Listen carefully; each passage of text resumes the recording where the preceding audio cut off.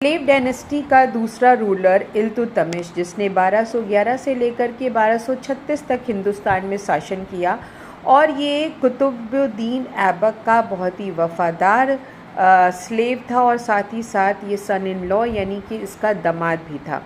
कुतुबुद्दीन ऐबक ने इससे प्रभावित होकर के इसकी वीरता, इसकी स्वामी भक्तिता से प्रभावित होकर के अपनी बेटी की शादी इससे कर दी थी।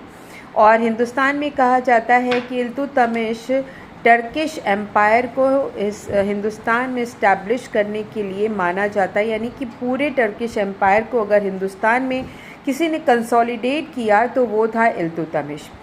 इसको एक रियल कंसोलिडेशन के रूप में, कंसोलिडेटर के रूप में माना जाता है स्लेव डायनेस्टी का।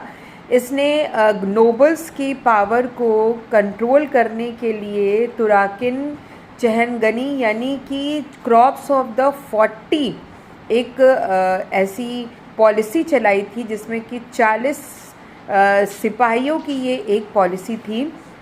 और ये लोग हमेशा नोबल्स पे ध्यान देते थे, क्योंकि उस समय क्या होता था कि ये नोबल्स किंग मेकर बन गए थे। ये नोबल्स इतने ज़्यादा पावरफुल हो गए थे कि अपने हिसाब से ये राजाओं को यानी सुल्तानों को नामांकित करते थे। अब क्या हुआ कि इसने सबसे पहले इल्तुतमिश ने राजपूत रूलर्स को डिफीट किया।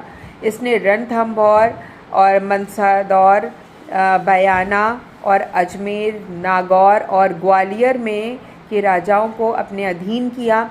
इसने एम्पायर को डिवाइड किया इकतास में, और उसके बाद इसको इकतास को सुपरवाइज करने के लिए इक़्तादार अपॉइंट किए।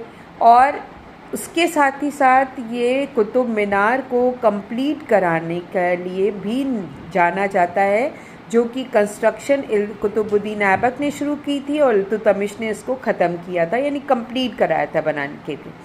और ये फर्स्ट टर्किश रूलर था जिसने सबसे पहले कॉइन्स इंट्रोड्यूस किए थे अरेबिक इंस्क्रिप्शन में, और ये कॉइन्स थे सिल्वर के, जिसे कि टंका कहा जाता था, और जो कॉपर कॉइन्स थे इन्हें जीतल कहा जाता था।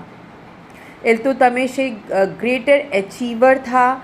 इसने कई वॉर्स जीते और अपनी किंगडम को मंगोल अटैक से बचाया, यानी इसने बहुत ही ऑर्थोडॉक्स पॉलिसी यूज़ करी थी मंगोल अटैक से बचाने के लिए हिंदुस्तान को, क्योंकि उस समय मंगोल लीडर चंगेज़ खान सिंधु नदी तक आ गए थे अपने एनिमीज़ को फॉलो करते हुए।